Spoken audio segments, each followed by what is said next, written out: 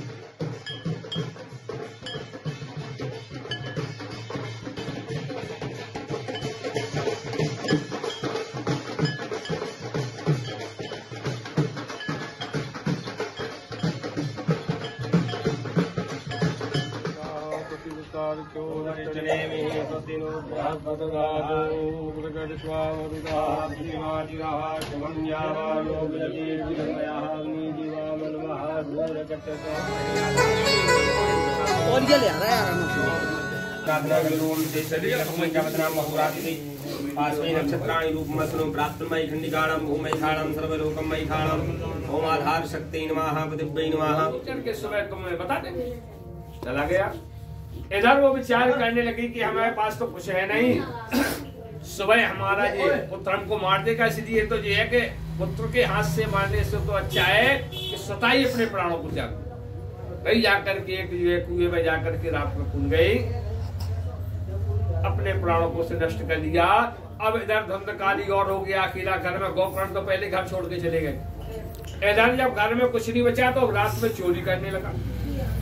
एक दिन गया, चोरी करने का काम करने लगा। इधर जितना धन चोरी करके लाता सब उन्हीं को खिला। बहुत सारे हीरे जवाहरात, बहुत सा धन चोरी करके लाया। उन वैश्याओं ने देखा कि ये रोज चोरी करता है, आज तुझे बहुत धन लेके आ गया, तो हम तो पूरे जीवन भर बैठे बैठे खाएंगे, लेकिन इसका तो काम यही है कि रोज चोरी करना। कहीं ऐसा एक दिन तो ये पकड़ा जाएगा, एक दिन जब ये पकड़ जाएगा तो साथ में हमें भी कोई सजा मिलेगी। इसीलिए बोले अब इसको खत्म करो।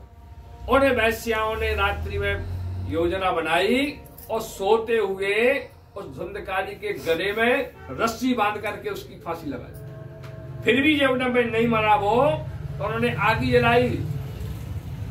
तप्ता अंगार समूहाश्यो तन मुखे ही विचक्षुपु, और जले हुए अंगारों को उसके मुंह में डाला। जैसे ही जो है उसके अंगारे मुंह में गए, अग्नि ज्वाला दुखेनो व्याकुलो निधनम गतः, अग्नि की ज्वालाओं से व्याकुल हो गया निधनम गतः, और उसकी मृत्यु हो गई। धनप्रिय सज्जनों, अब ऐसे जब कुकर्म करके मरा तो ऐसा तो होने का उसका मोक्ष हो जाए। बहुत बड़ा प्रेत योनि में चला गया। इधर जब गोकर्ण महाराज को पता चला, तीर्थ स्थान तीर्थों के भ्रमण कर रहे थे कि हमारे भाई की मृत्यु हो गई, तो ग्याजी गए और ग्याजी में जाकर के उन्होंने पिंडदान कर दिया। हमारा भाई था, जैसा भी मोक्ष हो जाएगा।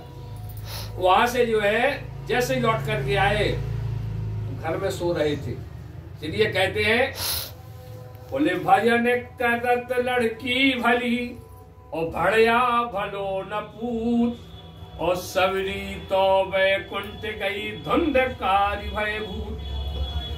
इतना बड़ा प्रेत बन गया। जब गोकर्ण महाराज आए, लेटे हुए थे आंगन में, उसी समय बहुत बड़ा प्रेत का रूप धारण करके कभी बकरा बन जाए, कभी भेड़ बन जाए, कभी ऐसे नाना रूप बदल करके उनको डरवाने लगा। उन्होंने देखा गोकर्ण बड़े ज्ञानी थे, विचार करे भाई कौन हो तुम, इतनी रात तक तुमको परेशान कर रहे, कौन हो तुम बताओ। नहीं बोल पा रहा। उन्होंने जल लिया गोकर्ण ने हाथ में, और मंत्रों से अमंत्र करके जैसे ही उसके जल ऊपर जब फेंका, बोलने लगा वो प्रेत। क्या बोला? बोले हम भ्राता तुदीयोस्मि धुंधकारी नामता। हे भैया, मैं तुम्हारा भाई, हमारे भाई के जो है मोक्ष कैसे होगा? तब सूर्य भगवान ने कहा, गोकर्ण हम तुमसे खुश हैं। श्रीमद् भागवत सप्ताहेन वाचने इसको जो है बांचने से तुम्हारी भाई की मुक्ति हो जाएगी। आ गए, बढ़िया श्रावण का महीना था, गोकर्ण ने कथा सुनाई, पूरा गांव सुनने के लिए आने लगा। इधर प्रेत घूमता रहा, कोई स्थान नहीं मिला। देखा उसने कि एक बांस में झंडा लगा हुआ था। अब जहां भी भागवत होती है उस झंडे को लगाया जाता है काली का, तो आकर के बांस की एक गांठ में बैठ गया। पहले दिन की कथा उस ग्रंथि को फोड़ करके दूसरी में, तीसरी में, चौथी में, इस तरह से 7वें दिन 7 ही ग्रंथियों को फोड़ करके बाहर बढ़िया दिव्य स्वरूप में आ गया। भगवान के पार्षद विमान लेकर उसको लेने के लिए आ गए। जैसे उसको ले जाने लगे, गोकर्ण ने कहा भाई रुको। भगवान के पार्षद तो बोले रुको।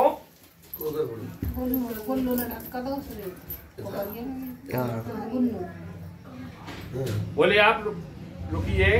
बोले महाराज भगवान से पार्षद में, बोले आप ये बताओ कि कथा तो सब लोगों ने सुनी, पूरे गांव ने, एक ही विमान लेके तुम क्यों आए?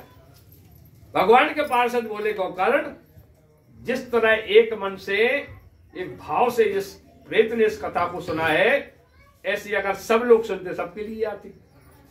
इसने जैसे भाव से, इसलिए भगवान ने इसके लिए विमाना मनन कर लिया उसके, तो उसका उद्धार हो गया। इस के द्वारा मृत्यु होगी। भागवत में बहुत सुंदर कथाएं हैं, तो आप लोग आए। और कल 3 बजे से 6 बजे का भी कथा महीना चल रहा है। कई लोग तो इलाहाबाद में जाकर के 1 महीने कर्मवास करते हैं।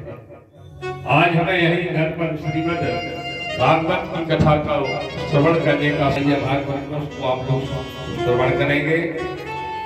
कल से आज सप्ताह का प्रथम दिन है, इसलिए थोड़ी व्यवस्था में समय लग गया। कल से कथा का समय